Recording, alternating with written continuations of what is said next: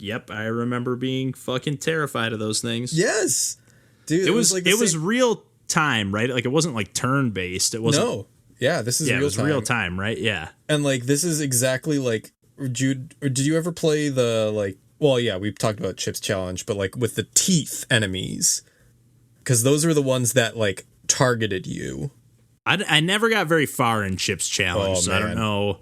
It was one. I didn't play much on my computer, but I would just like when I was chilling, I would just be like, oh, what's on here, and I would just like play like the golf game, and then I'd play the. Oh my god. Yeah, I would just like poke around, kind of. But yeah, I did play that Mouse and Cheese or that Rodent's Revenge game a lot. Man, I need to stop watching this fucking game of just Rodent's Revenge.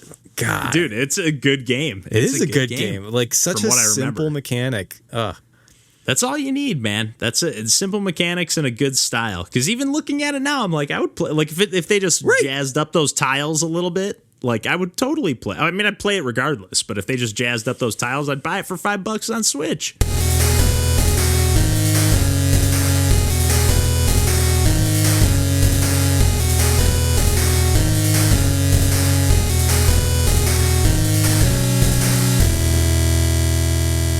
Hey everybody, welcome to Pursuing Pixels. My name's Kevin Portelli, and I'm here tonight with John Hines. Hey there. And it's just the two of us tonight, and we are back as always to talk about some video games, and we are going to be talking about some video games. I started saying, I was going to say what you were going to be playing, but I'd rather just ask you what you're playing, John, right. So I just decided to repeat myself. Let's do it. But what have you been playing? So I keep checking in after every major update on Monster Hunter Rise 3.0. Oh, I didn't even catch that there was an update. Oh, actually. Yeah. No. Nice. And they're massive updates. Like this one was multiple new like monsters. I think they're even adding like new areas as well. Haven't unlocked them because I'm still, as I've talked in our Discord, like only at like 5 stars, like scrub level.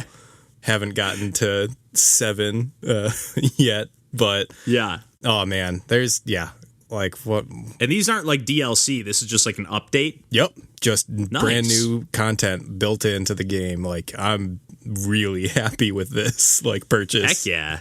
And on Switch for that to be like seamless integration. Like, I don't know, just like picturing that on a Nintendo system. Like, I don't know, back in the day, picturing just being like getting streamlined updates of a new game without issue on a Nintendo console kind of seems crazy. Yeah. I still haven't, I've played one random multiplayer hunt, but I still haven't been able to organize with any of my friends on, even though like they're constantly doing it. I get like the notifications on Discord well after the fact, and I'm like, cool, didn't get that, and I still, it's a mystery to me. I don't know how, like, if everything scales, if I'm just gonna get bodied because all of my friends are like so much higher level than me. Yeah. I don't know. I'm still plugging away as a solo game, but I'm hoping to play it multiplayer soon.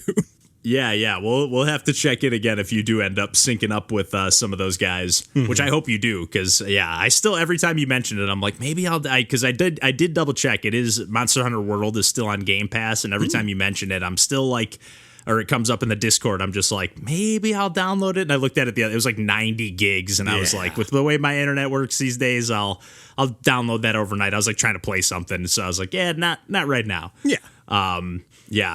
But yeah, I guess real quick, I'll mention before we kind of get into some of the meatier stuff. I was playing the newest game from Nifflas or Nifflas. I'm not sure how you say it, but of Nit fame, if you can call it fame. But they were like a series of indie games, like pretty well-known underground, like little mini Metroidvanias. And they've gone on to make a ton of other games.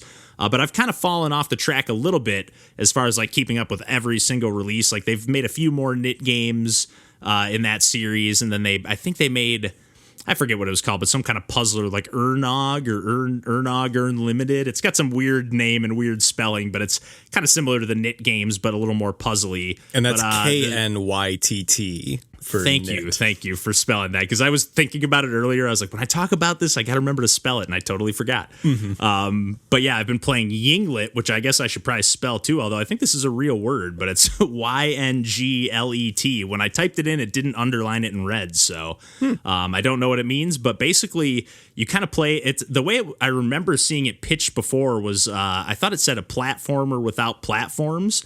But it actually, like on their website, if you go on it, though, it kind of says it perfectly. It just says a relaxing swimming game, like I forget, just something, a relaxing swimming platformer or something like that. But it's not really a platformer because you don't jump. You're kind of like, I think I've mentioned this before about other games. When we were talking about boba, like the bubbles that you kind of go into, and kind of like more so in New Super Mario Brothers, like is the probably more easier frame of reference, like those water bubbles that'll move around that you can jump into and swim.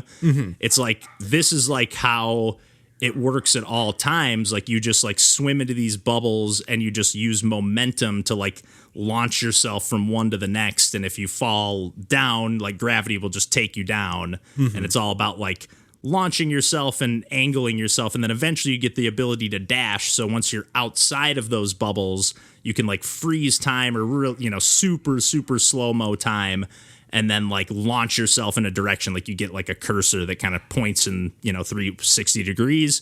And then eventually, like I haven't played a ton. I've played like the first 45 minutes or so, but it's like you're just like the one level almost felt like a metro line. Like you're just zipping around on these rails that like you bounce off of. Some things you can only dash off of, and then you'll reflect off them. But if you're if you don't dash, you'll just go right through them. It's really interesting, but it's like stylistically more than anything. It's like this really, like, I don't know, it's like more of a soundscape than a soundtrack, but it's still music, but it's kind of almost like Ape Out, how it like reacts to what you're doing in the game. It's really awesome. Like I'm blown away and just got really sucked in when I was playing it, like kind of forgot about everything else for a minute.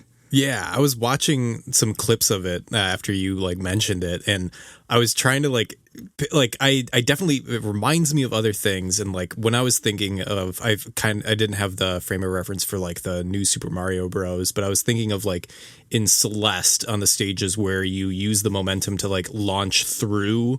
There's like kind of like negative spaces that are similar like that. But like those themselves are like once you enter them, they just give you a like straight momentum boost. But this is more like you gather momentum in the bubbles themselves. Well, you have like free control when you're in the bubbles, and then when you're outside of the bubbles, you're basically like in air, in gravity. So you just like you have to like swim essentially like up to the top right corner to like launch yourself over. But at like some of the levels, you'll find like a little creature, and it'll like show you a secret path that you can take, and there'll be like these like slightly hidden bubbles that once you like, if you follow it and just take a leap of faith, it's like, oh, whoa, there's a secret over here. And like little hidden collectibles. It's just like full of surprises, like around every corner. Like the opening of the game is even awesome. Like it's totally like wordless. It just has like a few cutscenes, like a comet just smashes into the planet while there's all these like little microbes, or it's not a planet. It looks like it's just like a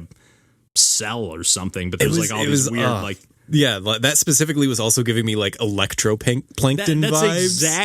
The exact game I was going to mention. But like no neon. Like if you took the neon out and like put it back with just more muted colors, like that's what I was getting. Yeah, it's totally electroplay. That's the exact game I was going to mention, because you even look like kind of like the bones of a fish almost, like swimming around a little bit. Yeah. But I've been having a blast with that one. But yeah, some of the games that we were going to dig into a little deeper tonight, and the game that I really wanted to dig into, and I know you actually watched some of the playthrough that I did of this, John. Oh, yeah. Not playthrough, but some of the gameplay I did of Iris and the Giant. And I actually picked this up recently. I got it on Amazon Prime, of all places, for free, which is, I always want to cancel that subscription, but I haven't pulled the plug yet. But anyways, I can get free games on there, so that's part of the reason I haven't. And I wouldn't have even really been aware of this game. I think I'd like seen it, just it is very eye catching. So like I feel like I've seen it before, but it's like a deck building roguelike, or roguelite, I should say, in the sense I was told recently that roguelite means like there's more of like a permanent progression. Exactly, yeah. So yeah, this has more of that. Although it doesn't. I mean, it gets. for how much is going on in this game, it just throws you like right into the action. It's got like a great opening cutscene. Like when you boot the game up, it's just like got great voice acting and everything, and it's just like these really like simple, like nothing like the game's art style really. It's just kind of these like line, like almost sketch stick people characters, and it's just like my dad was taking me to swimming lessons, just like this little girl in the car like getting lost in her thoughts and like started like looks at a book or something, and then like the whole like she's like up on top of the diving board. It's just like a few quick, like kind of almost like storyboard scenes. There's like a little bit of animation, but like the kids are laughing at her and she's getting ready to jump off the diving board. And then like the game just kind of starts like when she lands in the pool, you just like are in the game menu. And it's like, oh, it's just so cool how it starts. And then like you just go into the game and you're like kind of fighting off your nightmares. And even the tutorial, like there's kind of a ton of mechanics. Like it's a roguelite deck building, but there's also like a lot of puzzle and strategy going on as well. And I say puzzle because it kind of reminded me a little bit of like the Clash of Heroes Might and Magic game.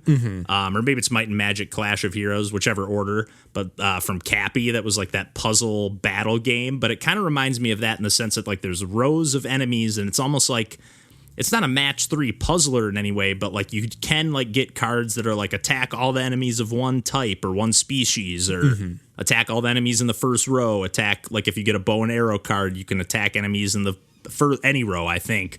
And every like kind of floor, and I know a lot of roguelikes kind of use that progression of like going floor to floor to floor, and I don't know how many there are, although I think I did have some pretty decent runs the other day. But yeah, I am just like I'm loving the mechanics on every single level of this game. I'm loving this art style. I'm loving the music. I'm loving the presentation, like how quick you can. I'm playing on the computer, so I'm like just using a mouse to control everything, and I'm loving how much, like, I'm realizing how much as a non-PC gamer, like, for, like, a relaxing, even though this game is hard, it's, like, a really relaxing experience to just, like, kind of lounge. I have my laptop, like, hooked up HDMI to my TV, so I'm just, like, lounging on the couch with a mouse, with a little, like, mouse pad on a hardcover book, and just, like, chilling and playing this game, and, like, because the runs are, like, you know, they can be 40 minutes or so if you're getting deeper into the game, and, like, there's all sorts of layers to it where like you find memories, and then those will play a little cutscene, and then those will unlock abilities that at first I thought the memories were like a thing that you grab each run, and then like those, okay, I got 2 this run, and then I'll be able to use like 2 memory points for my like buffs. They're kind of like passive buffs or whatever that you have, or just all sorts of different types of buffs actually.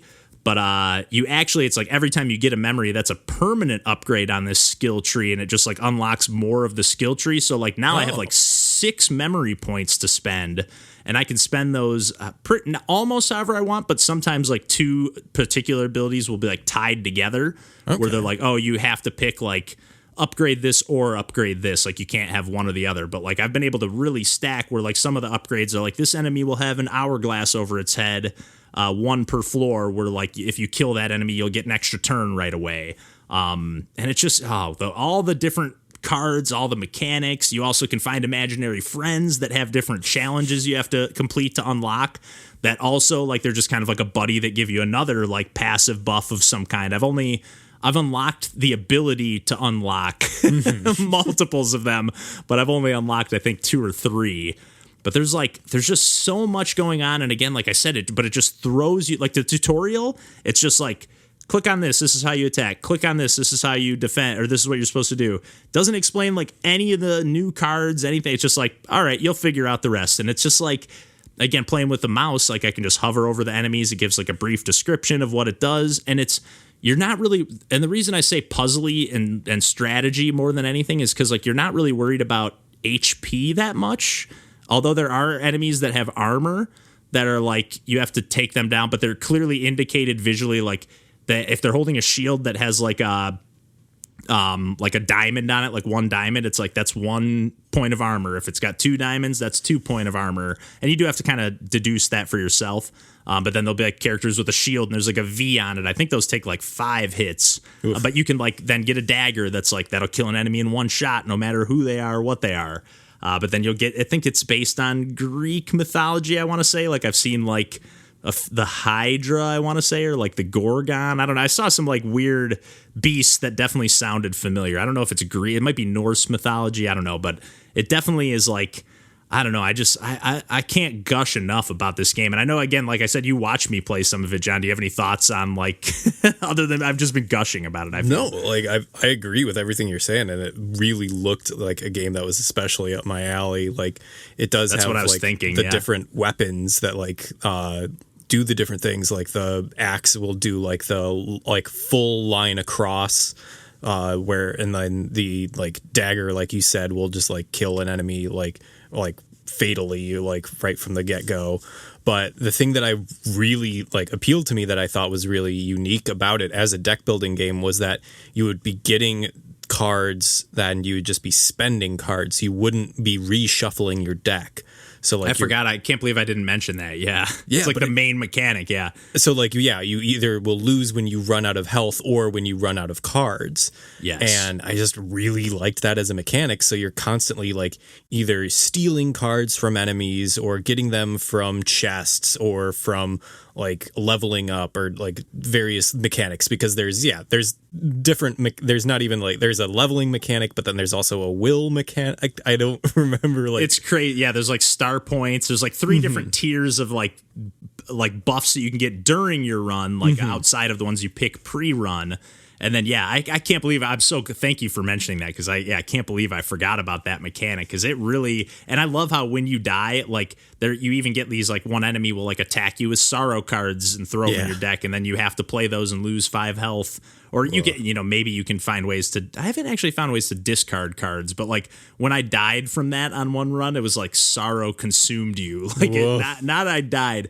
But yeah, you come across characters with magic shields, so now I can't use my fire against those enemies. I gotta attack them with regular stuff. It's just top to bottom. I'm hooked, man. I cannot stop playing this game. Every time I boot up my computer, I play a few runs. So nice. It's awesome. Can't stop playing it. But what have you been spending some time on, John? Maybe a little bit outside of the video game realm, but we like to dip our toes in those waters as well. Oh, yeah. So our mutual friend, and drummer of our band, Mikey, at I don't know, a month or two ago, who's like, hey, I might get back into Warhammer. Like, would you guys be interested at all in playing the version of Warhammer 40K that is a much smaller scale? Like, Warhammer is a tabletop RPG or war game that involves miniatures that, you're playing sometimes up to like dozens of these miniatures that you're putting on a like physical table, like with, cover and environments that you have to navigate around, and each character has like a specific range that you have to like, oh, this one like has a 6-inch range, and like you'll have to roll these dice in order to like figure out how much damage they do or whatnot.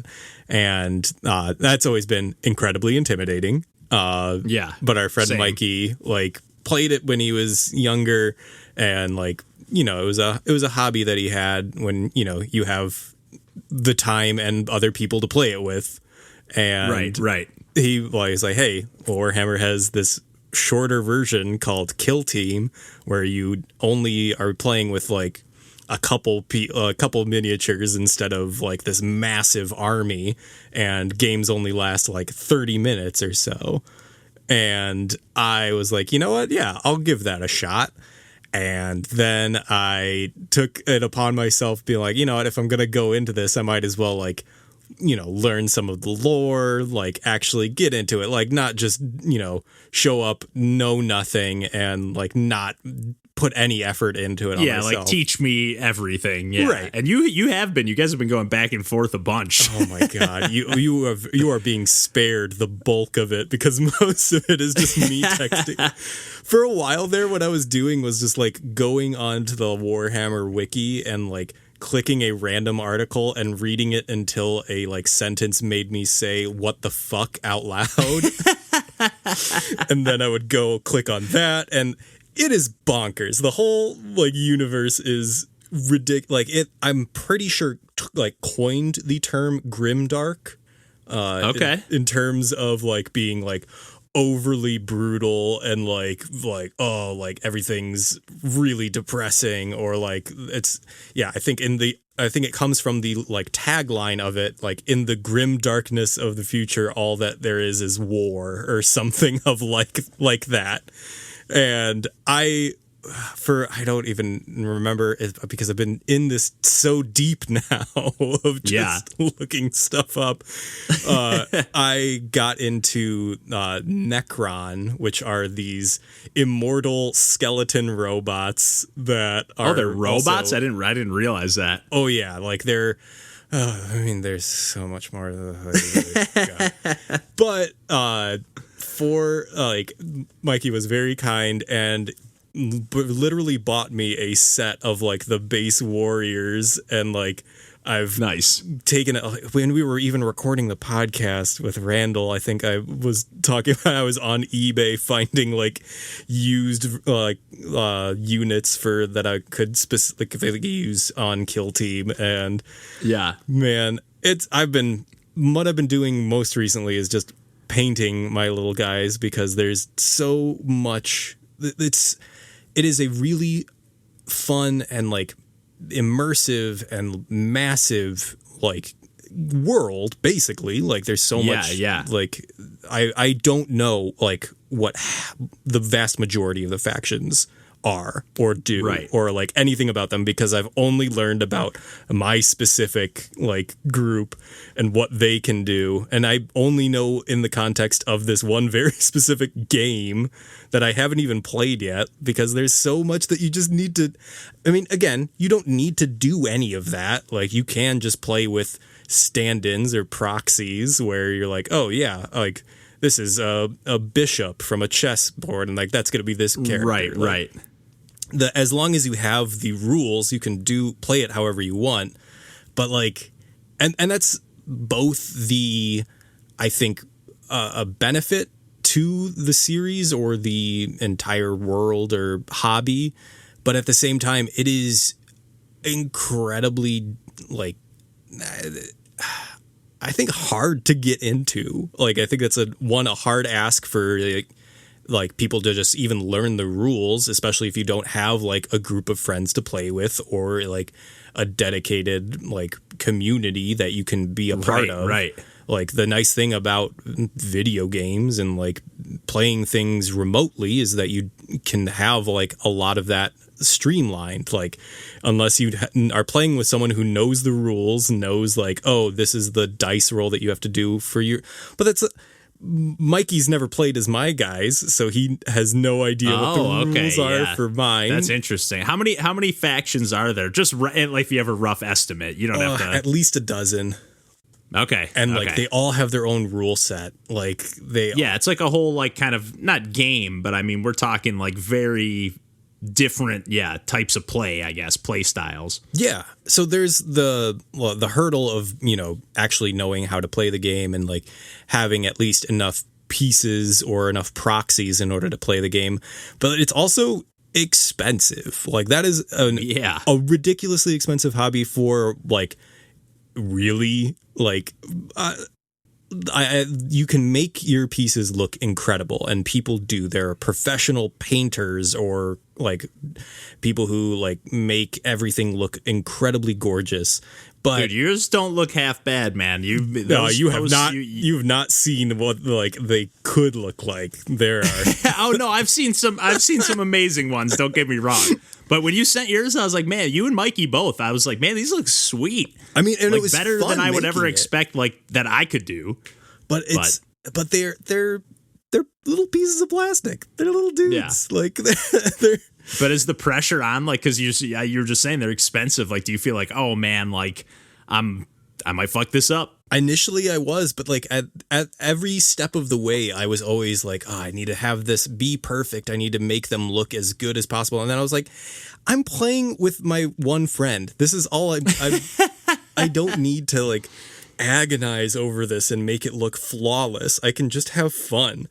And once I got to that point, like I just started to have fun. Like I got to the point where I was like, oh, am I getting the right primer on this? And then as soon as I started spray painting one, I'm like, no, this just feels fun to do.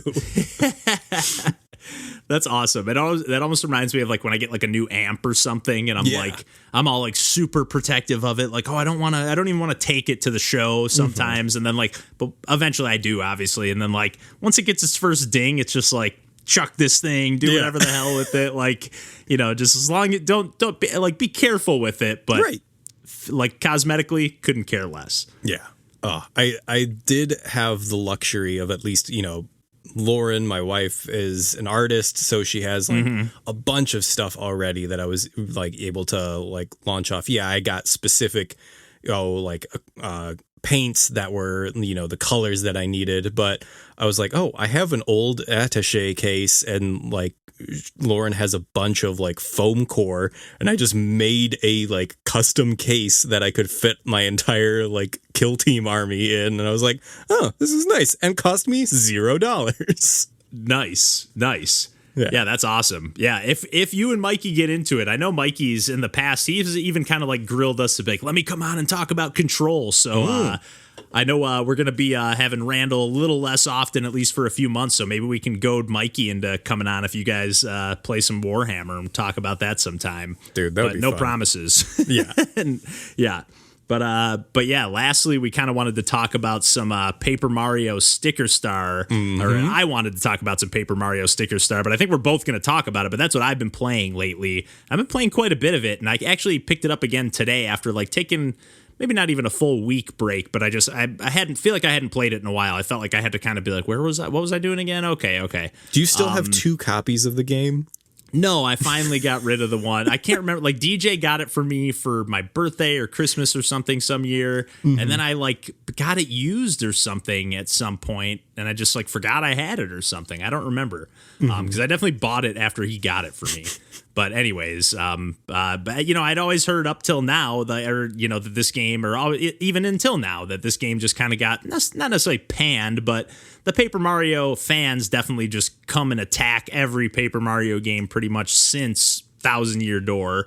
I feel like Super Paper Mario at the time got a little bit of a pass, but like in hindsight, it's like if it's not Thousand Year Door, everybody's pissed. And sort of rightfully so, because they've missed the mark on a few of them. Like even Super Paper Mario, I didn't really love that game. I really liked it a lot, but I didn't.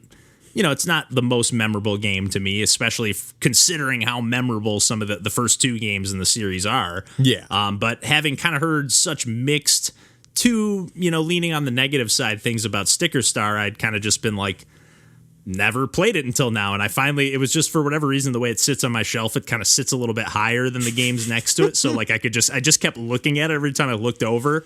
And I was like, you know what? I need to just start this game. Like I've owned it forever. Like I'm trying to go through the backlog. That was part of the reason of even starting this podcast, was like playing through backlog games and things I've been meaning to play. And I started playing it.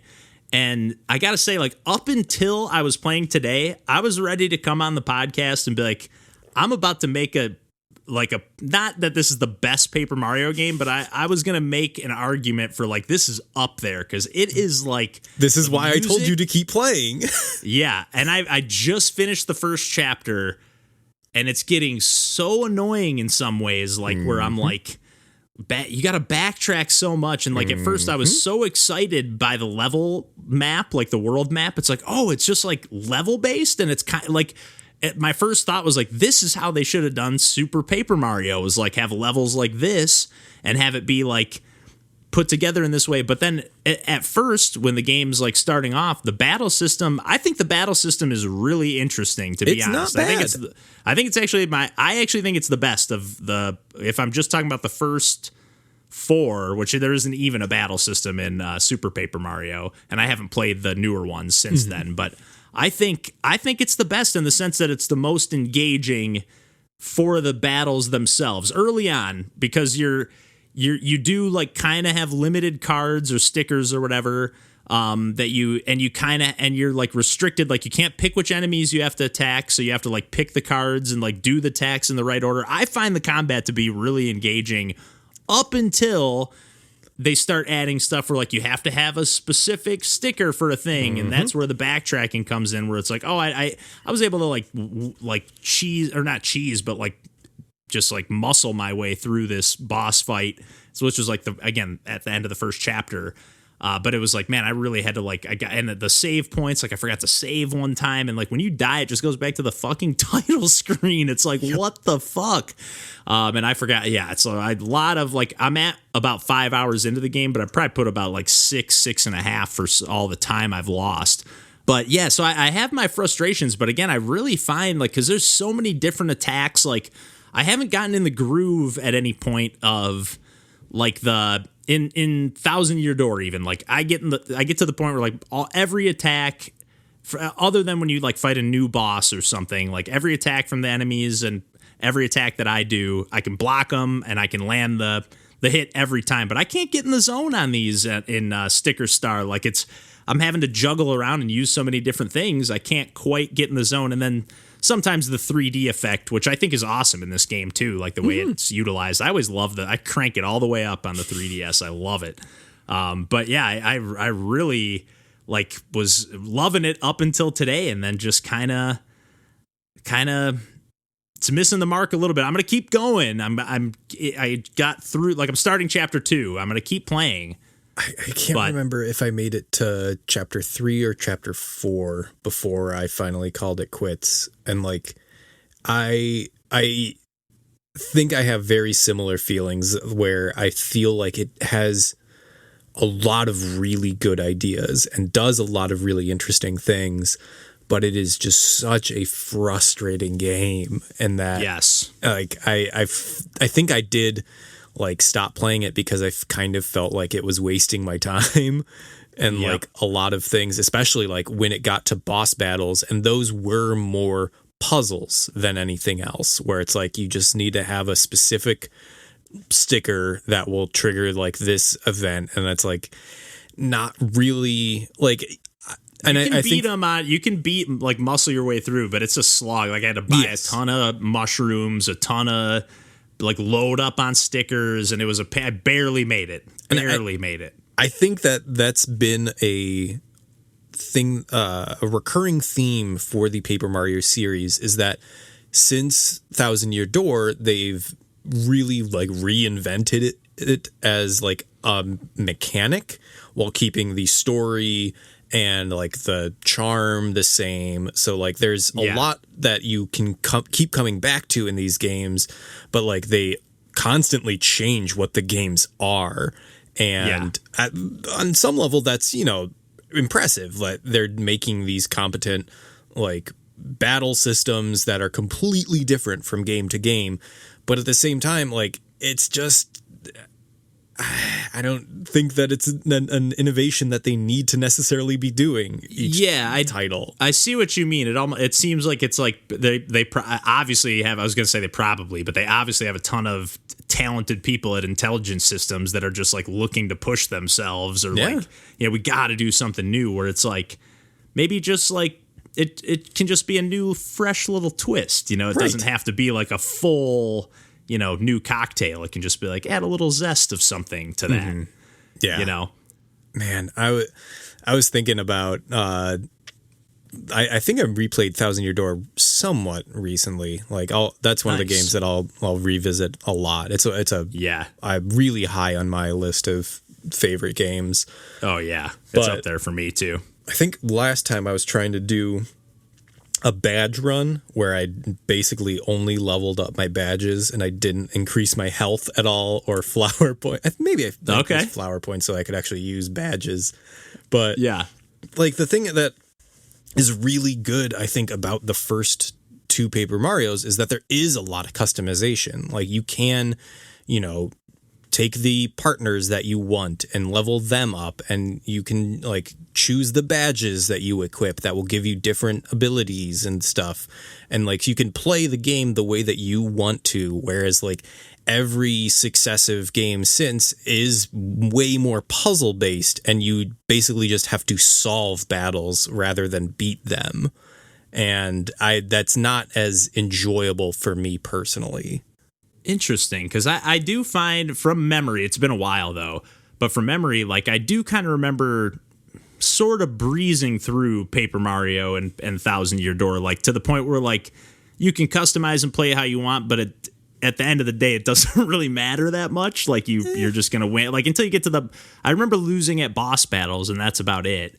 But yeah, there's definitely been some frustrations in this one where like the save point, there's not like a save point right before the boss. It's like midway through the level. It's like it's a huge pain in the ass. But like I guess maybe it's just the type of like after just playing Iris and the Giant, like it was kind of giving me a little bit of that fix of like, oh, this kind of card based, like I'm throwing my cards away kind of like Iris and the Giant. Like they're, I'm like I'm not building a deck per se. I'm just like collecting things and using them to the best of my advantage. Like, but it like now that I have 4 pages in my book and I can just stack my stickers, like I'm not really running into too many scenarios where I'm like up for a challenge, and other than like you said, like the boss battles. And because there's no leveling up or anything, I'm just kind of like, you can just kind of like, you can just kind of run I don't past do the random enemies, battles. Like that's what I stopped doing because it was just a waste of coins, essentially, basically, because you have to buy the stickers. You don't find enough, really. That,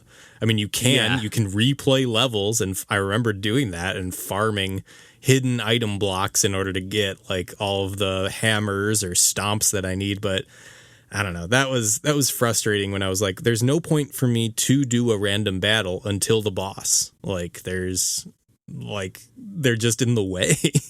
Yeah, and I guess they are going a little too heavy. Like I have had to look up a couple things where it's like, what the hell am I supposed to fucking do here? And then it's like, oh, they're going a little too heavy on like, you got to stick stickers on everything. Like I was like, I got to stick a sticker over these like air vents that are like way in the fucking background to stop blowing the wind. Like I never would have thought of that. It's cute, but it's frustrating. Like it's like there's so much puzzly stuff sometimes. Yeah. There's so much of this game that I love, and there's so much of it that I just don't want to play, and it's frustrating. Yeah. Well, to end it on a high note, I do want to just mention the music again, because I do think that it is like a high point of like Nintendo music. I mean, I am just bopping to all the tunes. They're so peppy and catchy, and it does that thing where it kind of remixes the same like melody in the overworld, like as you shift into the different parts of the map. But yeah, I've been like humming these tunes in my head like all week, just like cannot get them out, and I love it. And it's super charming, like that opening cutscene where that toad falls under the well and gets stuck, and it does like that triple take. I don't know if you remember that. I don't. But there's like a fountain in the center of the town square, and like when the whole like world kind of explodes and opens up, they do such a great job with like that paper craft style. Oh, I do remember that. And I loved that hub world and how like it just slowly got rebuilt. Oh God, it's really awesome. Yeah, and there's like that little like funny. Oh God, it's hilarious. So the game is hilarious. It's got all the stuff like writing wise that you loved from Paper Mario, and style wise and everything else. Although I do grade against a little bit the like real world stuff in the game, where it's like it looks like stuff that belongs in like a Pikmin game, and they put it in Paper Mario. Like it's got that, it's not photorealistic, but it's, you know what I mean, sort of. Did you read that article about the reasoning why they made that shift? No. So Nintendo has like a style book, or like a certain limitations on what you can do with its characters. And after Thousand Year Door, they made a hard line stance that you are not allowed to like iterate on like the established characters. So like basically every partner that they made in like Paper Mario 1 and Paper Mario 2 was like, oh, here's Bobbery, who's like a sea captain Bob-omb, or Sushi, who is a cheap that like has like is a variation on that. And right. Nintendo took a hard stance at some point and said, we're not doing this anymore. A Goomba is always a Goomba. A Bob-omb is always a Bob-omb. And like, it's an arbitrary decision, but like that, I feel like they've broken that a bunch of times. Like, I'd have to think about it more, but I feel like even in this game, they just do all these stupid like Goomba. Like I'm not a fan of like how the enemy. I'm going to end it on a bad note, but like how the enemies just are like, oh, I'm a Goomba on a I'm like a sticker Goomba, and now we're like 8 Goombas sticker together. Like it's just like, but it's not like.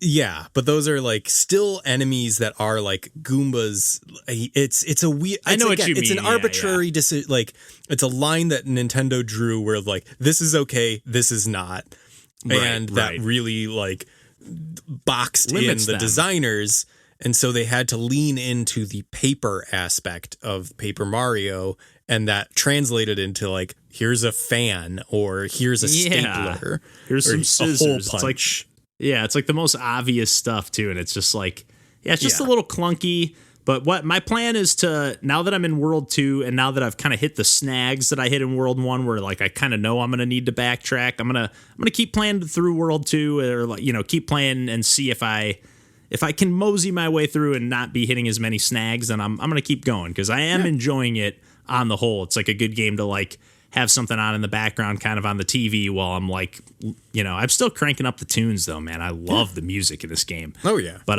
But yeah, we can wrap up the games talk there this week, John. And as always, you can find us on the internet at pursuingpixels.com. And we're on YouTube, Twitch, Instagram, Twitter. In no particular order, we're on Discord hanging out all the time. And I think I hit all the bases there. And if I forgot anything, whatever. But yeah, we'll catch you next week. And until then, take care. See ya.